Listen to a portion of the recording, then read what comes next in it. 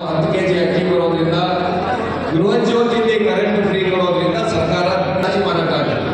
ಈ ಹಿಂದಿನ ವರ್ಷ ಕರ್ನಾಟಕದಲ್ಲಿ ಎಷ್ಟು ಮೊಬೈಲ್ ಫೋನ್ ಮಾರಾಟ ಆಗ್ತಿತ್ತು, ಈಗ ಅದಕ್ಕಿಂತ ಜಾಸ್ತಿ ಮಾರಾಟ ಆಗುತ್ತೆ. ಈ ಹಿಂದಿನ ವರ್ಷ ಎಷ್ಟು ಬೇಳೆ, ಕಾಳು, ತರಕಾರಿ, ಮೊಟ್ಟೆ, ಮಾಂಸ ಖರ್ಚಾಗ್ತಿತ್ತು, ಈ ವರ್ಷ ಅದಕ್ಕಿಂತ ಜಾಸ್ತಿ ಖರ್ಚಾಗುತ್ತೆ. ಎಷ್ಟು ಜಾಸ್ತಿ ಖರ್ಚಾಗೋಗುತ್ತೆ? ಯಾಕಂದ್ರೆ ಇದು ಜನಸಾಮಾನ್ಯರ ಕೈ ಹೋಗ್ತಿರೋದು. ಹೌದು, ಜಾಸ್ತಿ ಕಡಿಮೆ ಈಗಾಗಲೇ ಸಿಕ್ಕಿದ್ರೆ ನಿಮಗೆ ಕಾಣುತ್ತೆ. ಒಂದು ಸ್ವಲ್ಪ ಸರಿಯಾಗಿ ಮೇಂಟೈನ್ ಮಾಡೋದು. ಏನಾಗಿದೆ ಕರ್ನಾಟಕದಲ್ಲಿ ಅಂತಂದ್ರೆ, ಕಳೆದ 3 ವರ್ಷದಲ್ಲಿ ನಮ್ಮ ದೇಶದಲ್ಲಿ ಅತ್ಯಂತ ಹೆಚ್ಚು ತಲಾದಾಯ ಜಾಸ್ತಿ ಆಗಿದೆ ಅಂತ ನಾನು ಹೇಳ್ತೀನಿ. ಇದೇ ಆಗಲ್ಲ ಅನ್ನೋದು ಮೊದಲನೇ ಅಪಪ್ರಚಾರ ಆಗಿದೆ. ಎರಡನೇದು ರಾಜ್ಯ ದಿವಾಳಿ ಆಗೋಗುತ್ತೆ. ಮೂರನೇದು ಅಭಿವೃದ್ಧಿ ಕೆಲಸಗಳಿಗೆ ಹಣ ಇರಲ್ಲ. ನಾಲ್ಕನೇದು ಜನ ಸೋಮಾರಿಗಳಾಗ್ತಾರೆ. ನಾನು 5ನೇ ವಿಚಾರದಿಂದ ಶುರು ಮಾಡ್ತೀನಿ. ಜನ ಸೋಮಾರಿಗಳಾಗ್ತಾರೆ, ಬಿಟ್ಟಿ ಭಾಗ್ಯ ಇದು ಅಂತ ಹೇಳೋದೇನಿದೆ, ಇದು ಎಂಥ ವಿಚಾರ ಅನ್ನೋದನ್ನ ನಾವು ಉದಾಹರಣೆ ಸಮೇತ ನೋಡಬೇಕು. ಆದರೆ ಜಾರಿ ಆಗತ್ತ ಮೊದಲ ತಿಂಗಳಲ್ಲಿ ಮೊದಲನೇ ಏನು ಗ್ಯಾರಂಟಿ ಇತ್ತು, ಶಕ್ತಿ ಯೋಜನೆ ಜಾರಿ ಆಯಿತು, ಅದನ್ನ ದಿವಾಳಿ ಆಗಿದೆ ಅಂತ ಹೇಳ್ತೀವಿ. ಈ ಸರ್ಕಾರ ಜಾರಿಗೆ ಬಂದ ಮೇಲೆ ಸರ್ಕಾರಿ ನೌಕರರಿಗೆ 20,000 ಕೋಟಿ ರೂಪಾಯಿ ಅಷ್ಟು ಅವರಿಗೆ ಸಂಬಳ ಜಾಸ್ತಿ ಮಾಡೋದು. 20,000 ಕೋಟಿ ರೂಪಾಯಿ ಬಂದ್ರೆ ಇದು ನಾವು ಅರ್ಥ ಮಾಡ್ಕೊಂಡು, ಈ ಅಪಪ್ರಚಾರ ಏನಿತ್ತು, ಈ ಒಂದು ಗ್ಯಾರಂಟಿ ಯೋಜನೆಗಳು ಜಾರಿಗೆ ಬಂದ್ರೆ ಅದರ ಕಾರಣದಿಂದಾಗಿ ದಿವಾಳಿ ಆಗುತ್ತೆ ಅಂತ ಆಗಿಲ್ಲ. ರಾಜ್ಯ ಸರ್ಕಾರ ದಿವಾಳಿ ಆಗಿಲ್ಲ, ಹೊಸ ಹೊಸ ಸ್ಕೀಮ್ನ ಜಾರಿ ತರ್ತಾ ಇದೆ.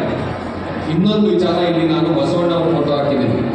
ಏನಕ್ಕೆ ಅಂದ್ರೆ, ಈ ಯೋಜನೆಯನ್ನ ಬಿಟ್ಟಿ ಭಾಗ್ಯ ಅಂತ ಏನು ಕರೆದ್ರಲ್ಲ, ಅವರೆಲ್ಲರೂ ಕೂಡ ಬಸವಣ್ಣನವರ ಚಿಂತನೆಯನ್ನ ಅರ್ಥ ಮಾಡ್ಕೊಂಡಿಲ್ಲದೆ ಇರೋರು. ಯಾಕೆ ಒಕ್ಕಸಕ್ಕೆ ಬರ್ತಕ್ಕಂಥ ಹಣವನ್ನ ಜನಸಾಮಾನ್ಯರ ಶ್ರಮಶಕ್ತಿಯಿಂದ ಸೃಷ್ಟಿಯಾಗಿರ್ತಕ್ಕಂಥ ಸಂಪತ್ತಿನಿಂದ ಬರುವಂತ ತೆರಿಗೆ ಹಣವನ್ನ ಜನಸಾಮಾನ್ಯರಿಗೆ ವಾಪಸ್ ಕೊಡೋದೇನಿದೆ, ಅದು ದಾಸೋಹ. ದಾಸೋಹ ಅನ್ನೋದು ಶ್ರೀಮಂತರು ಬಡವರಿಗೆ ಕೊಡ್ತಕ್ಕಂಥ ದಾನ ಅಲ್ಲ. ದಾಸೋಹ ಪರಂಪರೆಯಲ್ಲಿ ಇಸ್ಕೊಳ್ಳುವಂಥವ್ರು ಸಾಕ್ಷಾತ್ ಶಿವನ ಸಮಾನ. ಇದನ್ನ ನಮ್ಮ ನಾಡಿನ ಈ ನೆಲದ ಈ ಬೀದರ್ನ ಕಲ್ಯಾಣದಲ್ಲಿ 12ನೇ ಶತಮಾನದಲ್ಲಿ ಒಂದು ಧೀಮಂತವಾದಂತಹ ವಿಚಾರಪೂರಿತವಾದಂತಹ ಕ್ರಾಂತಿಯನ್ನು ನಡೆಸಿದಂತಹ ಬಸವಾದಿ ಶರಣರು ಅದನ್ನ ದಾಸೋಹ ಅಂತ ಕರೆದಿದ್ದಾರೆ. ಪ್ರವಾದಿ ಮೊಹಮ್ಮದರು ಅದನ್ನ ಸದಾ ಮಹಿಳೆಯರಿಗೆ ಯಾಕೆ ಈ ಗ್ಯಾರಂಟಿಗಳನ್ನ ಜಾಸ್ತಿ ಕೊಡಲಾಗುತ್ತೆ, ಇದನ್ನ ಕೇಳಿದಾಗ ಸಾಮಾನ್ಯ ಜನ ಏನ್ ಹೇಳ್ತಾರೆ ಅಂದ್ರೆ, ಗಂಡಸರು ಕೊಟ್ಬಿಟ್ರೆ ಅದು ದುಷ್ಟಗಳಿಗೆ ಹೋಗ್ತದೆ, ಮಹಿಳೆಯರಿಗೆ ಕೊಟ್ರೆ ಅದು ಉಳ್ಕೊಳ್ಳುತ್ತೆ ಅಂತ. ಇದು ಪೂರ್ತಿ ಸತ್ಯ ಅಲ್ಲ. ನಾವು ಸುಮ್ಮನೆ ತಮಾಷೆ ಮಾಡೋದಕ್ಕೆ ಅದನ್ನ ಹೇಳಬೇಕು.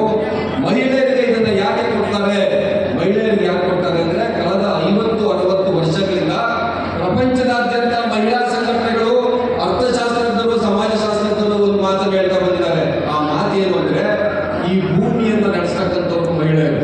ಈ ಭೂಮಿಯಲ್ಲಿ ಇರ್ತಕ್ಕಂಥ ಶ್ರಮ ಏನಿದೆ, ಹೊಲದಲ್ಲಿ ಉತ್ತೋದು, ಬಿತ್ತೋದು, ಫ್ಯಾಕ್ಟ್ರಿ ಕೆಲಸ ಮಾಡೋದು, ಆಫೀಸಲ್ಲಿ ಕೆಲಸ ಮಾಡೋದು, ಬಿಲ್ಡಿಂಗ್ ಕಟ್ಟೋದು, ರೋಡ್ ಕಟ್ಟೋದು, ಎಲ್ಲ ಕೆಲಸನ ಜೊತೆಗೆ ನೀವು ಮನೆಯಲ್ಲಿ ಮಹಿಳೆಯರು ಮಾಡುವಂತ ಕೆಲಸ ಏನಿದೆ, ಮಕ್ಕಳನ್ನ ನೋಡ್ಕೊಳ್ಳೋದು, ಅಡುಗೆ ಮಾಡ್ತಕ್ಕಂಥದ್ದು, ಬಟ್ಟೆ ಒಗೆಯೋದು, ಮನೆ ಗುಡಿಸೋದು, ಒಬ್ಬ ಓಣದಿಂದ ಇಟ್ಕೊಳ್ಳೋದು, ಈ ಎಲ್ಲ ಶ್ರಮನ ನೀವು 100 ಅಂತ ಲೆಕ್ಕ ಹಾಕಿದ್ರೆ ಮಹಿಳೆಯರು 3ನೇ 2 ಭಾಗ ಶ್ರಮ ಮಾಡ್ತಾರೆ, ಗಂಡಸರು 3ನೇ 1 ಭಾಗ ಶ್ರಮ ಮಾಡ್ತಾರೆ.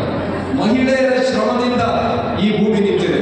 ಮಹಿಳೆಯರ ಶ್ರಮದಿಂದ ಈ ದೇಶ ಮತ್ತು ಈ ರಾಜ್ಯ ನಡೀತಾ ಇದೆ. ಯಾಕೆ ಅಂತ ಅವ್ರು ಸಂಬಳ ಕೊಡ್ತಾ ಇಲ್ಲ.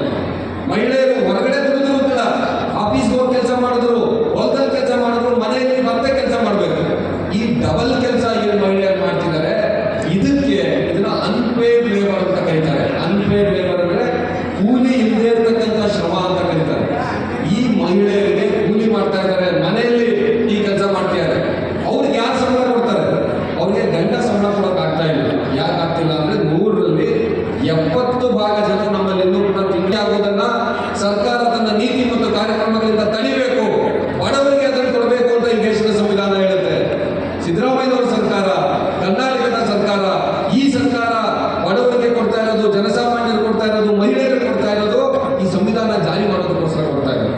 ಅವರಿಗೆ ಇದನ್ನ ಕೊಡ್ತಾ ಇರೋದು ಬಸವಣ್ಣನವರು ಹೇಳಿದಂತ ದಾಸೋಹವನ್ನ, ಅದನ್ನ ಜಾರಿ ಮಾಡೋದಕ್ಕೆ ಕೊಡ್ತಾ ಇರೋದು. ಪ್ರವಾದಿ ಮೊಹಮ್ಮದ್ ಹೇಳಿರೋ ಜಕಾತನ್ನ ಮಾಡ್ತಾ ಇರೋದು, ಗುರುನಾನಕರು ಹೇಳಿದಂತ ಲಂಗರನ್ನ ಮಾಡ್ತಾ ಇರೋದು. ಇದನ್ನ ನಾವು ಅರ್ಥ ಮಾಡ್ಕೊಳ್ಬೇಕಿದೆ. ಇದು ಇಲ್ಲದೆ ನಮ್ಮಲ್ಲಿ ಅಭಿವೃದ್ಧಿ ಆಗ್ತಾ ಇಲ್ಲ ಅಂತ ಹೇಳೋದೇನಿದೆ, ಇಂಥವ್ರಿಗೆ ಪಾಠ ಕಲಿಸಬೇಕು. ಇಂಥವ್ರಿಗೆ ಹೇಳಿದ್ರೆ ಅದು ಈ ರಾಜ್ಯದ ಮಹಿಳೆಯರಿಗೆ ಮಾಡ್ತಕ್ಕಂಥ ಅವಮಾನ, ಈ ದೇಶದ ಸಂವಿಧಾನಕ್ಕೆ ಮಾಡ್ತಕ್ಕಂಥ. ಇದನ್ನ ನಾವು ಇವತ್ತಿನಿಂದ ಆದರೂ ಕೂಡ ಈ ಹಾಲ್ನಲ್ಲಿ ಸೇರಿರ್ತಕ್ಕಂಥ ನೀವೆಲ್ಲರೂ ಹೇಳ್ಬೇಕು. ಇದು 100 ವರ್ಷಗಳ ಕಾಲ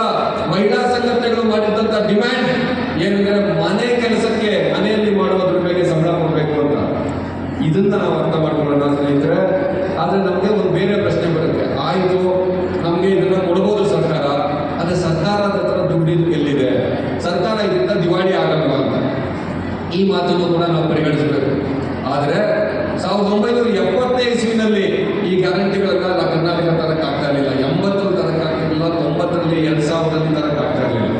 ಯಾಕಂದ್ರೆ ಕರ್ನಾಟಕ ಸರ್ಕಾರ ಅಷ್ಟು ಶ್ರೀಮಂತ ಆಗಿರಲಿಲ್ಲ. ಇವತ್ತು ಕರ್ನಾಟಕ ಸರ್ಕಾರ ಅಷ್ಟು ಶ್ರೀಮಂತ ಆಗಿದೆ. ಈಗ ನೋಡಿ, ಸಾಲ ಆಗ್ತಿದೆ ಇದರಿಂದ ಸರ್ಕಾರಕ್ಕೆ ಅಂತ ಹೇಳ್ತಾರಲ್ಲ, ನಾನು ಇಲ್ಲಿ ನಿಮಗೆ ಒಂದು ಅಂಕಿಅಂಶ ಕೊಟ್ಟಿದ್ದೀನಿ. ಕೇಂದ್ರ ಸರ್ಕಾರ ಅಥವಾ ರಾಜ್ಯ ಸರ್ಕಾರ ಎಷ್ಟು ಸಾಲ ಮಾಡಬೇಕು ಅನ್ನೋದಕ್ಕೆ ಒಂದು ನಿಯಮ ಇದೆ.